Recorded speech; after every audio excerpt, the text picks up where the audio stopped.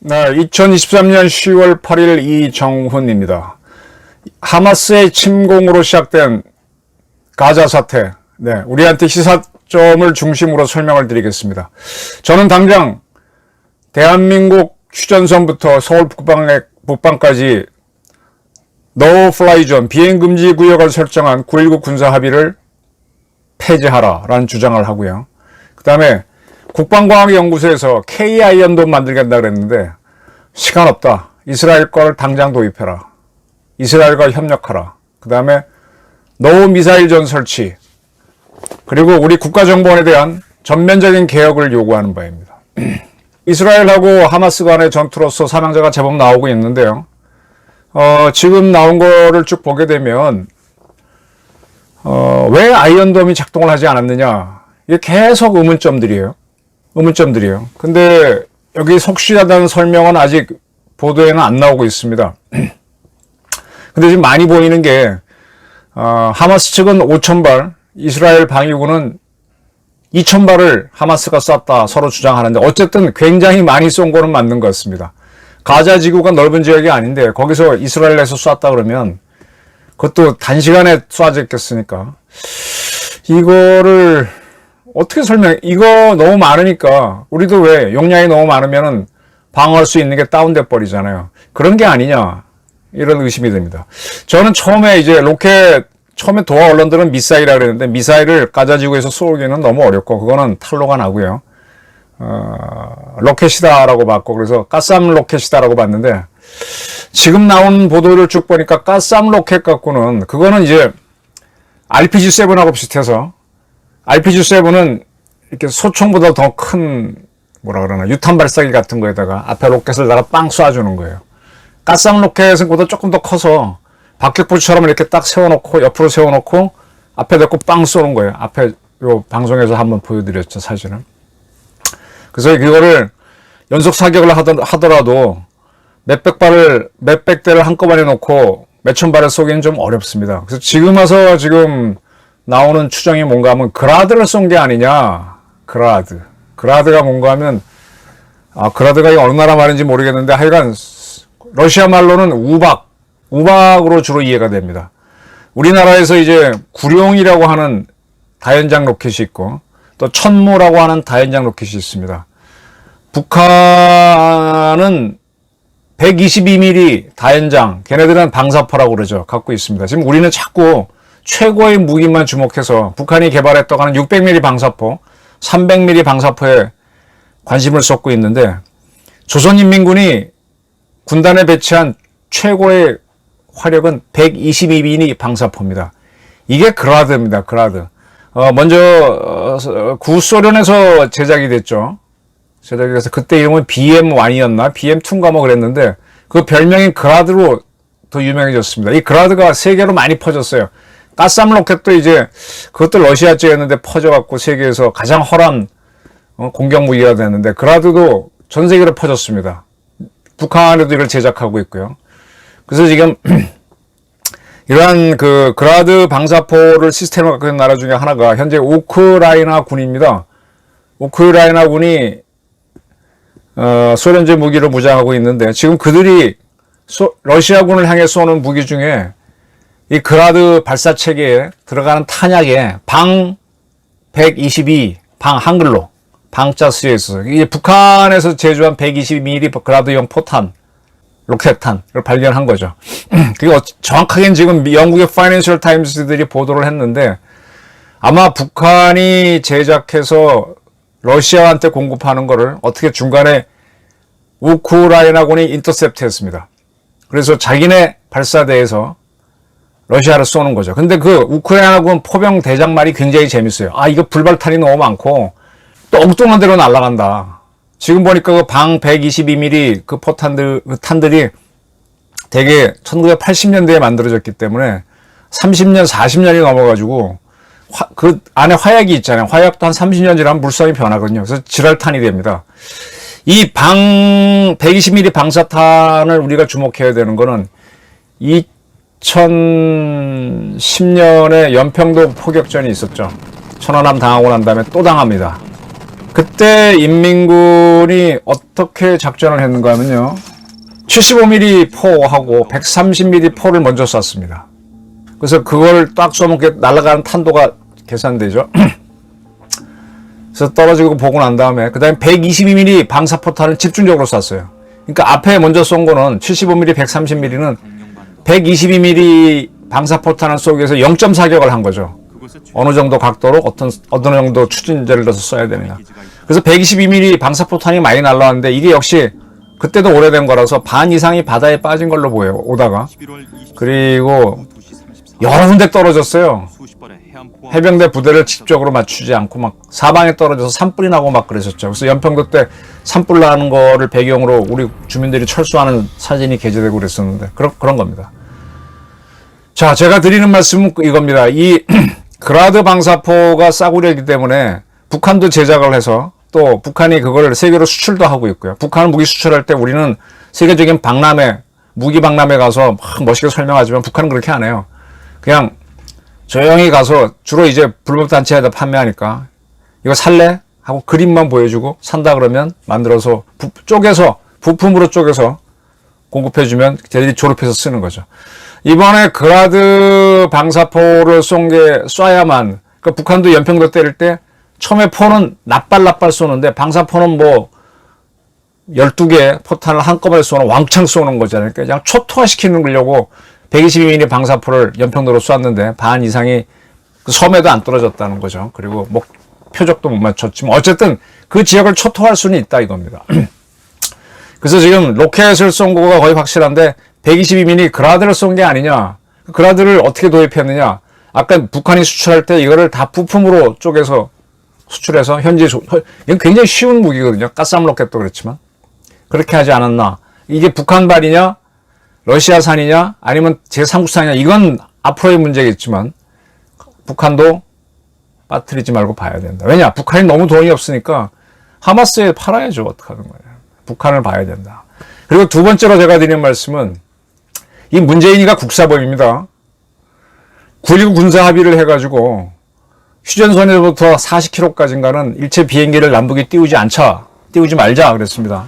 북한은 평양이 휴전선에서 한 180km쯤 뒤에 있으니까 상관이 없지만 우리는 40km 바로 뒤에 서울이에요.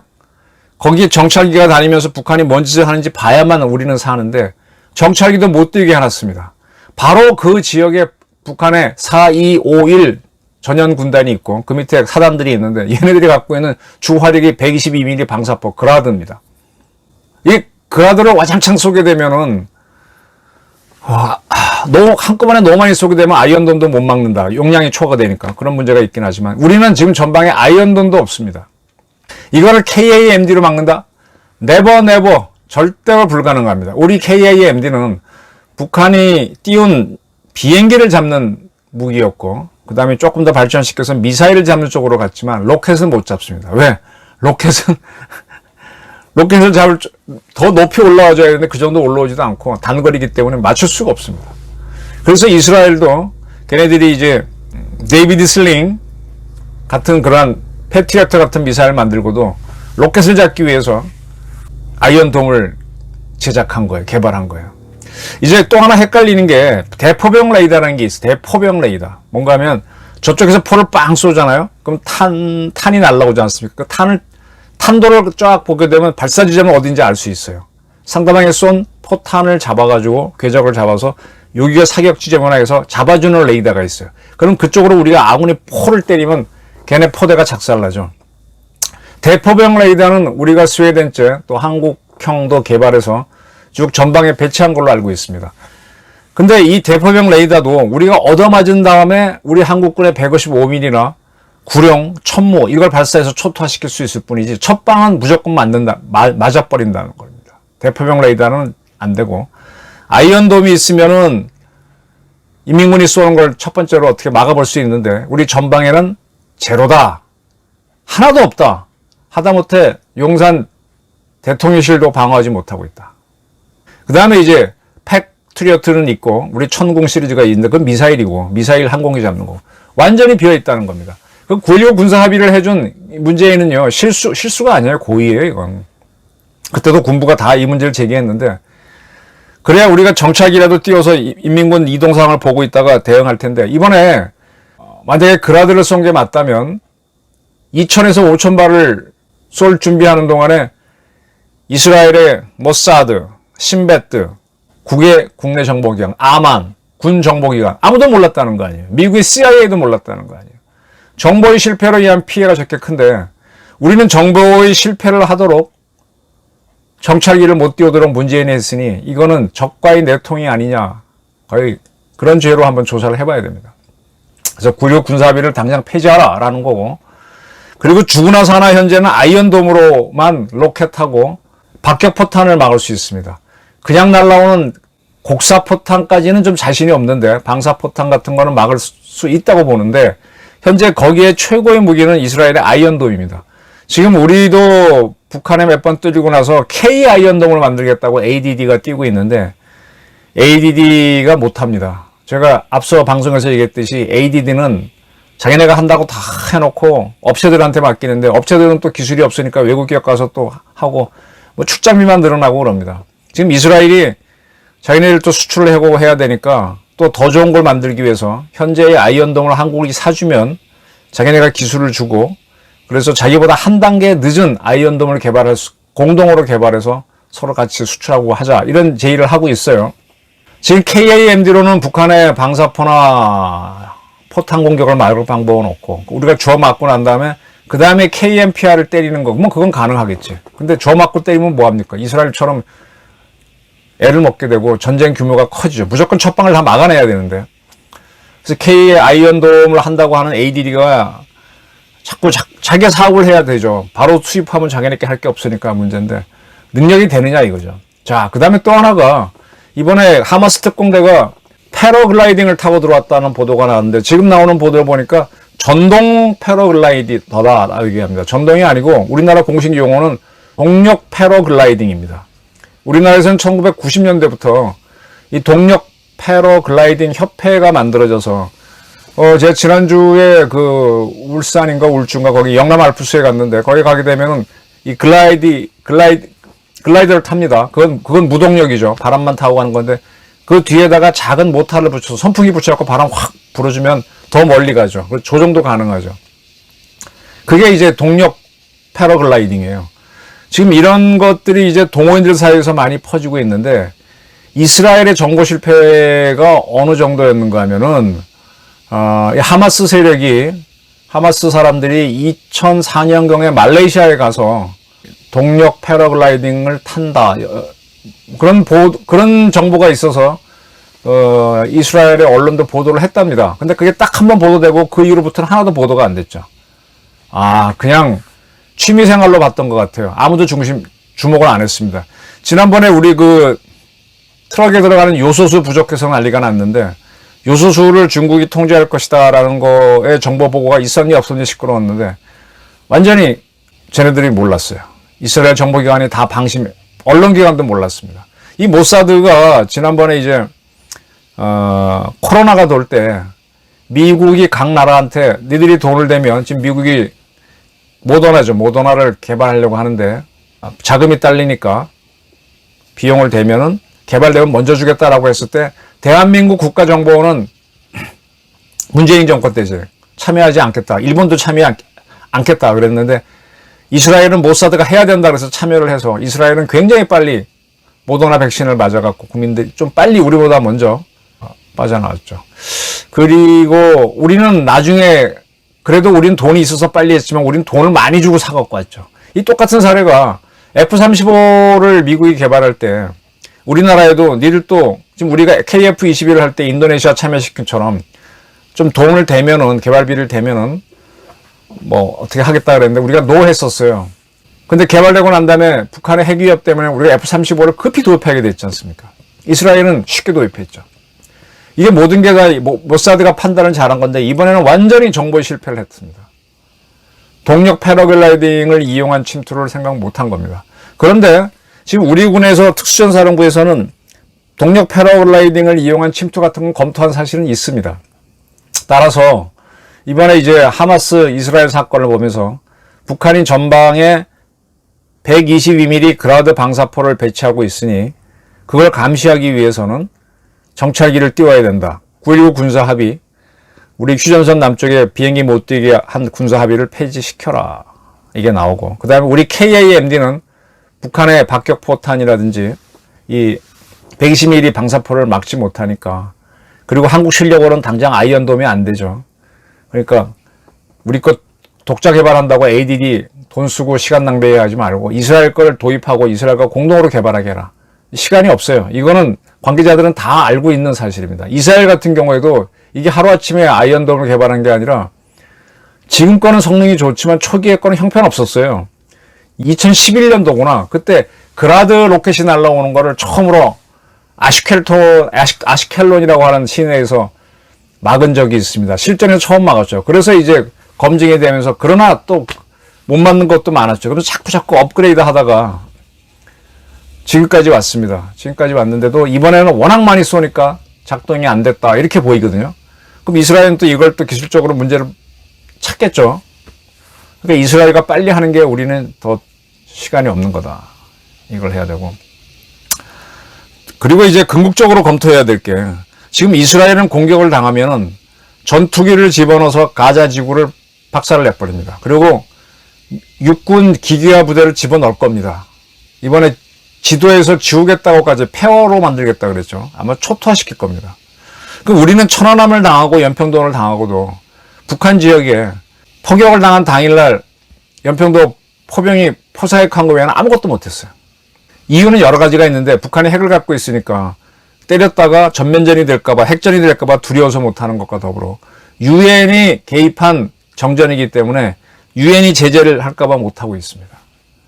그러니까 우리는 당하면 맨날 당하고 그걸로 끝이에요. 보복을 못하는데, 이번에 윤 대통령이 당하면은 1초도 망설이지 말라고 대응하라 그랬습니다. 응징보복도 하라고 했습니다. 이렇게 했는데, 우리 더군다나 신원식 장관으로 국방장관을 교체했는데, 북한이 이제 이번 하마스 걸 보면서 비슷한 도발을 준비할 수 있으니까 당한다면은 우리는 개망신입니다.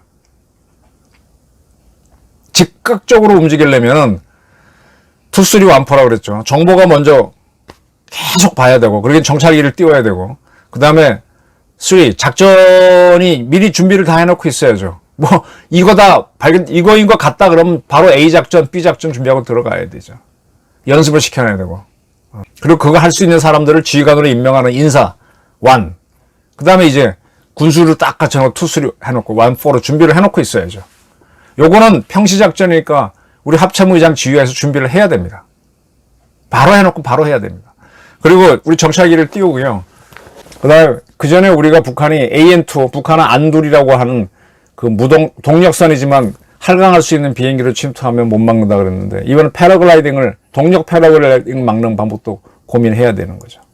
그래서 신 장관이 군부를 다잡겠다, 뭐 오늘 현충원을 다녀오신 걸로 아는데, 우리 군을 확 잡아야 됩니다. 북한이 도발하는 순간에 엄청난 보복을 해야만 윤 정부가 좀 안정이 될 거고, 네타냐후도 지금 네타냐후 정권이 지금 여야 갈려서 얼마나 많이 싸워왔어요. 힘들었잖아요. 지금 윤석열 정부도 지금 이재명 민주당하고 지금 너무 치열하게 싸우다 보니까 국방을 놓칠 수가 있거든요. 굉장히 유의할 점들이 많습니다. 9.19 군사협정 폐지, 그 다음에 북한 지역에 대해서 북한이 뭘 쏘거나 그러면 박살낸다. 노 로켓존, 노 미사일존을 설정해놓고, 아니면 이번에 북한이 한번 도발하면 그걸 핑계로 딱 설정을 해놓고, 뭔가 움직이면 무조건 때린다. 이렇게 해서 하나의 인게이지를 해 들어가는 준비를 해야 됩니다. 그리고 북한의 핵과 미사일, 그 다음에 북한 지도부 요인들을 제거하는 그런 작전을 우리 국정원이 뛰어야 됩니다. 오퍼레이션을 해야 됩니다. 우리 특수전부대에서, 동원해서. 그러지 않으면 북한도 지금 뭐 포탄을 비밀리 수출하면서 총력을 하기 때문에 우리도 총력을 기울여야 됩니다. 여기서 실패하면 경제의 위기까지 온다고 저는 봅니다. 물러설 수 없는 일전을 준비하시기 바랍니다. 감사합니다.